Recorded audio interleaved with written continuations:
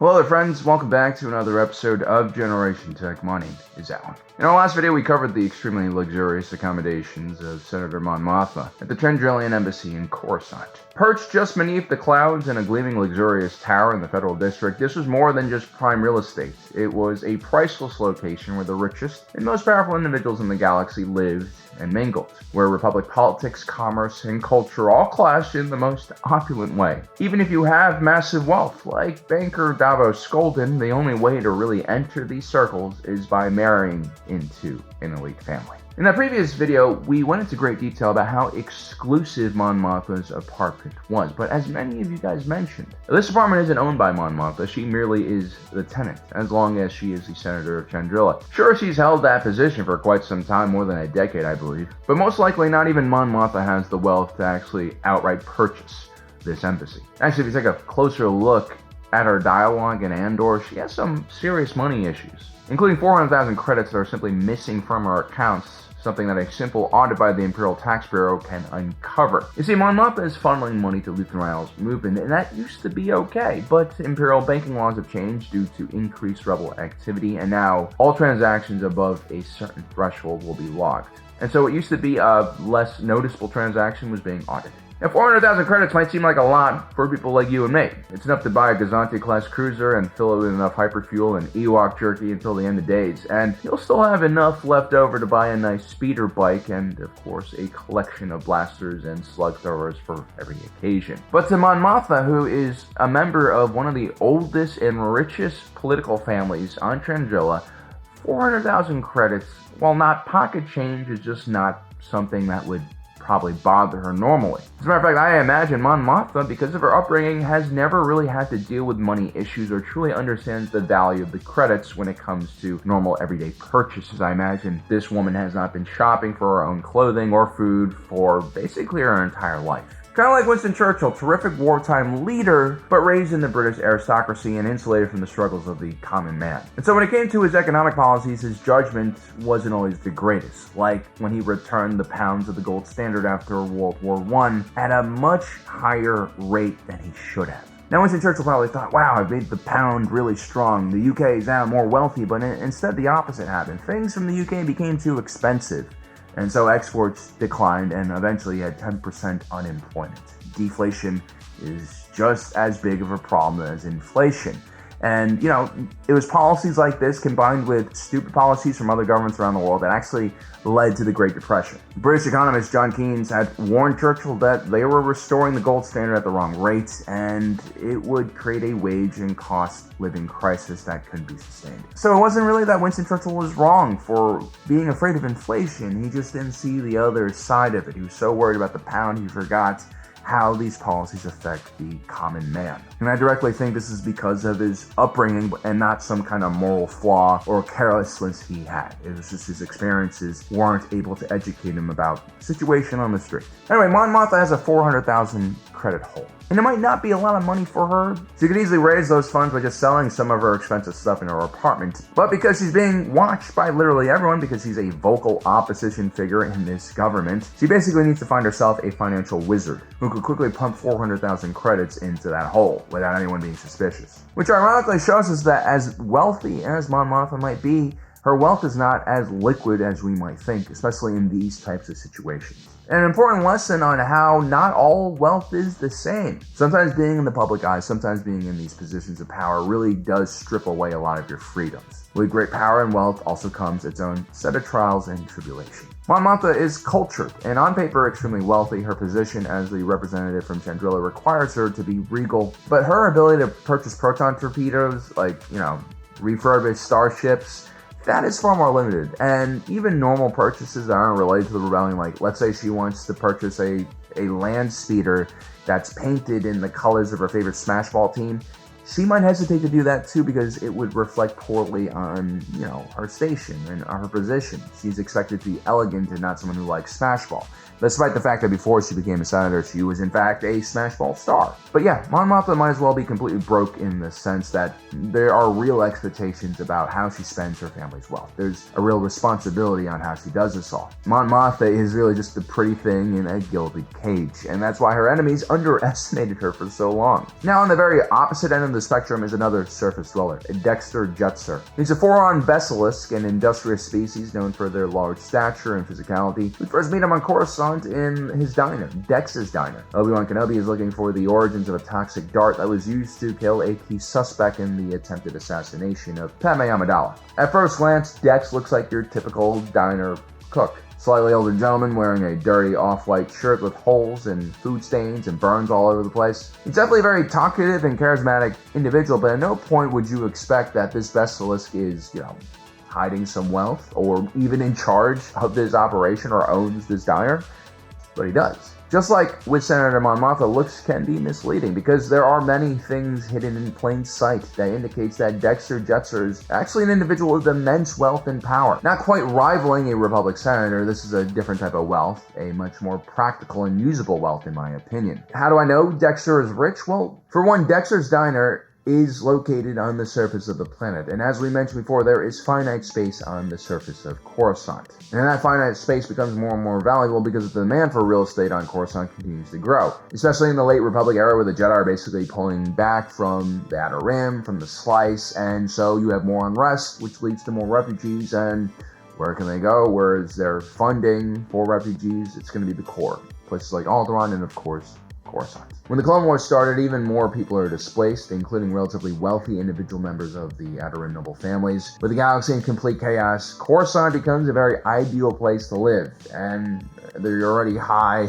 real estate prices probably skyrocketed. Well, until the Battle of Coruscant, that is. There's probably a small pullback because of that. So yeah, my point is that Dex's diner, the fact that it is on the surface of Coruscant means it will be ridiculously expensive for him to actually own that location. Even if it is in a district like Cocoa Town, also known as the Collective Commerce District. It's considered one of the more sketchy parts of the surface. For instance, death sticks were invented in Cocoa Town, I'm guessing a legal medical lab. You see, Cocoa Town used to be a pretty industrial area full of factories, warehouses, and refineries. But thanks to galactization, the opening of new colonies in Mid and Outer Rim, soon most of the industrial operations on Coruscant had to be outsourced to those regions or shut down because of cost. What was left was a massive area of Coruscant known as the Works that was covered in dilapidated ruins of factories and industrial waste. Cocoa Town luckily was saved by some crafty developers who turned old warehouses and refineries into shops and housing. So even if the neighborhood is a little bit rough around the edges,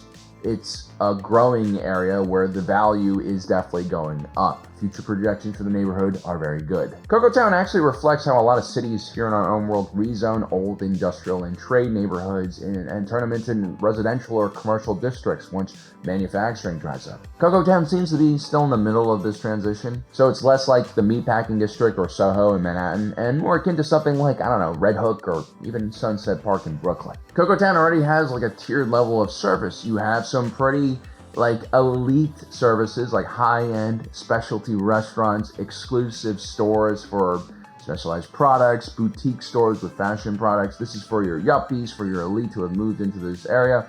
But you also have the old infrastructure for the working class. You have your diners, you have your bodegas, stuff like that. But as neighborhoods get nicer, the side effect is gentrification. Value of real estate goes up, which is good, but then so do property taxes. They go up as well, and suddenly that part of the city has more money, and so services increase. That increases the value of the neighborhood even more, and that's kind of like a never-ending cycle of your property taxes going up. And eventually, the cost of owning or even leasing in these areas will be so high that you won't be able to create businesses that service low-income demographics that used to belong to this neighborhood. It's like the other day I was walking in Tribeca, a lovely neighborhood in downtown Manhattan, extremely wealthy and very exclusive. A lot of celebrities live in this area. So I always see this guy's truck parked on the street there, and his whole thing is that he repairs bikes. He has all these parts and tools, and it's definitely necessary because a lot of New Yorkers, they have bikes.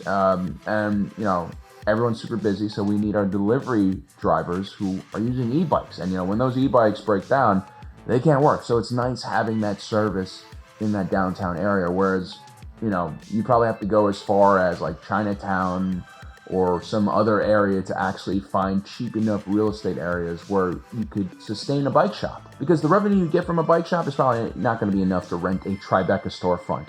Therefore, this guy goes mobile, which is an impressive adaptation. But it shows us that sometimes a neighborhood gets so expensive, you can't have these kind of basic services that we actually need. The same thing happened in Shanghai. There's a neighborhood called the French Concession in Shanghai, and it's a place I spent some time in as a child. And there used to be all of these amazing family-run food places that had really good, cheap food. Back then, in like the 90s, everyone was poor in China. It was not like what it was today at all. So these restaurants used to make a dish called the Sinjianbao. I know a lot of you guys know about soup dumplings that have become really popular in recent years. Well, Sinjianbao is like the next level of soup dumplings. But soup dumplings are really easy, right? You can steam them. You can basically make them everywhere. Sinjianbao are a little more difficult to make. It's a steamed bun that's filled with pork and soup, and it's fried on a wok so hot that they used to basically cook these things out on the street. And usually the cook didn't have a shirt on and he had a cigarette. That's how you knew it was good. The bottom of the bun is flash fried, and the top is flash steamed, and the result, in my opinion, is one of the most delicious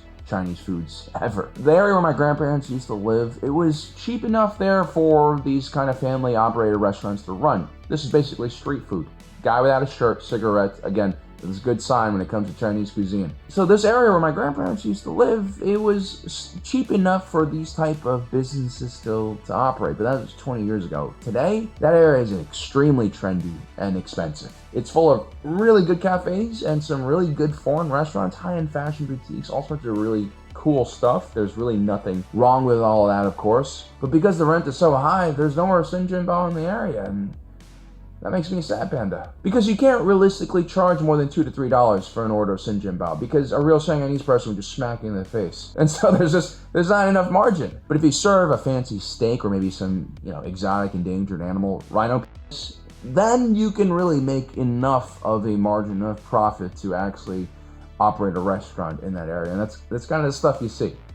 Actually, a lot of the super fancy and wonderful neighborhoods in the world face this problem. When land value rises too high in an area, you price out essential services like that 24-hour bodega that keeps the good stuff behind the counter, or the locksmith who used to be a cat burglar, or the dry cleaner place that doubles as a Vietnamese sandwich shop. In their place, you get some really cool, expensive, high-quality stuff, but also sometimes like these stores are so expensive, you really have to wonder who's buying these things. Is this money laundering? Is this some is this nepotism? Some rich kid who just has to have a job, so they create like a lifestyle store or something? I don't know. Eventually, you get a restaurant where a hamburger costs $30 and they wrap it in gold foil because they can't justify $30 unless they do that. And you can't find a simple soda or a drink for less than $5. This is all thanks to the real estate prices. People are kind of locked in. So yeah, when you get super wealthy, you also lose a lot of great stuff. You lose stuff like Dex's Diner. I mean, if you take a look at that menu, it's super plain. You get all your good stuff, pancakes, corned beef hash, that kind of stuff. I mean, it's like Star Wars versions of those things. Actually, we did a video a long time ago where we tried to figure out what the value of the galactic credit was, and we used the menu from Dex's Diner because it had a lot of real world items on there that I could compare. I basically used an American diner menu and compared it to Dex's menu, and I figured out the price of basic things like milk and eggs, stuff like that. I remember Blue Bantha milk was like $1.50 credits. Nerf steak was about $12.50 credits. Potato fries, $3.50 credits. Yeah, I mean, that's really working class food at a working class price. And again, this makes no sense to me because of the location of Dex's Diner. Because here's the thing, not only is Dex's Diner on the surface in an up-and-coming neighborhood facing gentrification and all the rising costs that surround that, Dex's Diner is also a single-story building in an area where you have skyscrapers that poke through the clouds. The sheer amount of loss of value in real estate because Dex hasn't gone vertical over this property is going to be staggering. Either Dex has chosen not to develop this space because he owns the place, or he's leasing it from someone who's charging him an exorbitant amount of price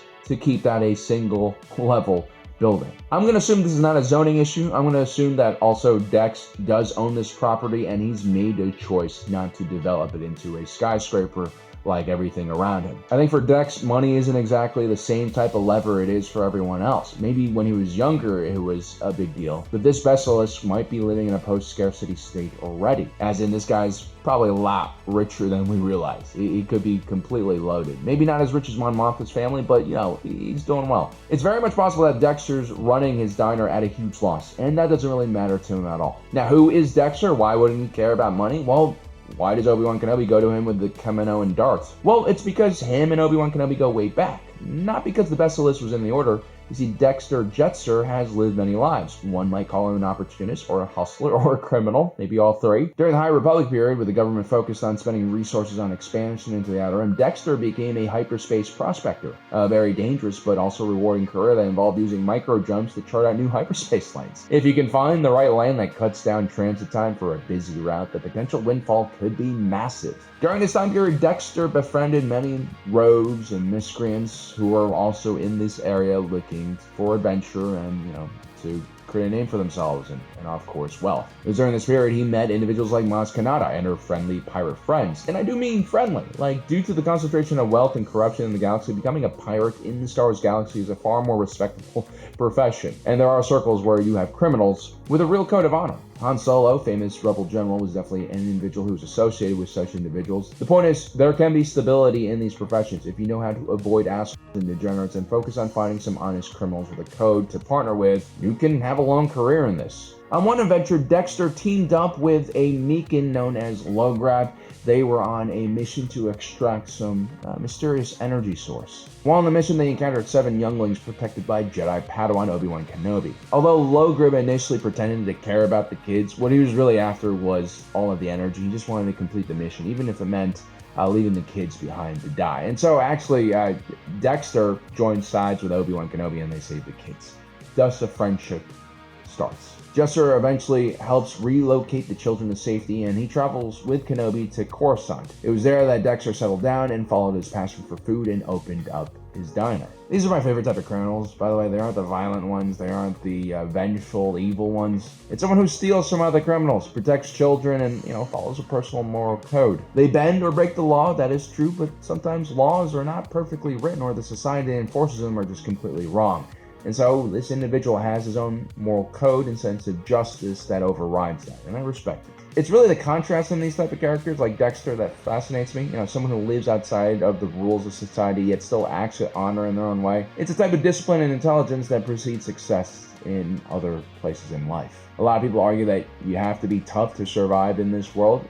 Never let anyone get the upper hand. Take every advantage you can. Trust no one, like a Sith Lord or an Imperial officer. And yes, that approach can give the appearance of strength, but the reality is usually opposite of that. People who live this way frequently attract trouble instead of avoiding it. Their selfishness, their paranoia, their inability to trust others close doors for them, or they simply just screw other people and create enemies. They might survive materially, but they'll miss out on real connections, loyalty, and the moments that give life meaning. In the long term, these people always lose. If they gain material wealth or immortality, they'll have no one to spend it with, and more likely they'll have made so many enemies that they'll never get to live a peaceful life. The kind of person that I admire understands that survival isn't just about toughness and grabbing every piece of resources you can possibly get your hands on. It's about choosing carefully who you survive alongside, who you protect, when to fight, and when to show mercy. These individuals navigate danger. They understand how difficult life can be, but they also preserve their humanity so that they can live, so it's worth surviving. In the end, that humanity, their compassion, their courage, and their loyalty is what makes them truly strong. And so when I see Dex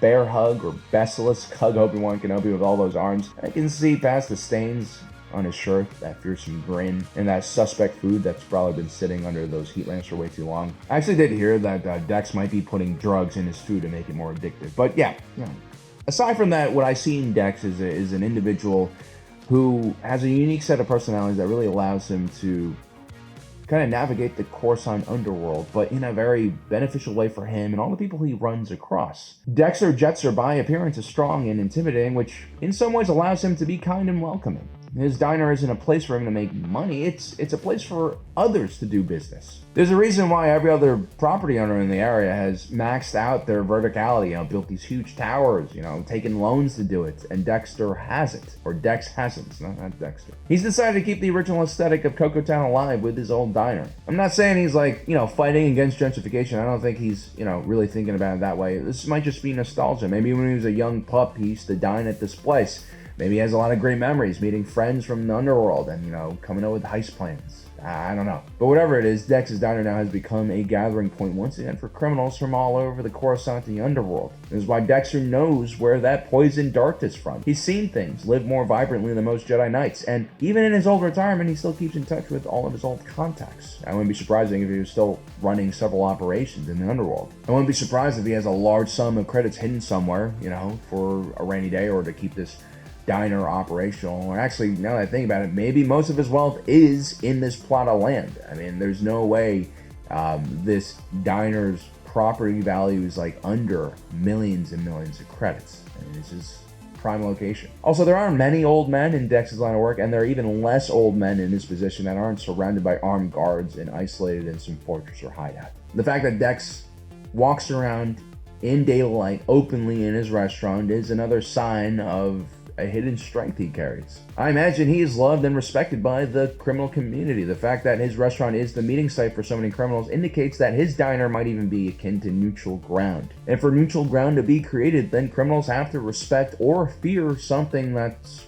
located in that area. And I'm guessing, yeah, they fear or they respect Dex. But his strength is now no longer about how powerful his arms are, how many blasters his limbs can hold. It's about the knowledge he's collected in his mind. He intimately understands the workings of the criminal, corporate, and political world so well that he even has friends in the Jedi Order who uses him as an informant. Dexter Jettster might not have the generational wealth that Mon Mothma possesses, but in many ways, he is richer because he has the freedom to spend his money however he chooses. More importantly, he is free as a person. He has no obligations. He doesn't own anyone anything. He is his own man, running his own business. He has built this humble existence entirely on his own. And from what I can tell, he is really, truly enjoying life. So there you have it, guys. Two very different individuals with two very different images hiding two different realities. As usual, it's important to look closely at people, maybe not generalize so much. Take the time to dive deep, I guess. Well, I hope you enjoyed today's video. Don't forget to subscribe, hit that notification button down below so you don't miss out on the rest of our awesome content. As usual, my name is Alan, reminding you that my allegiance is to the Republic, to democracy. We'll see you next time.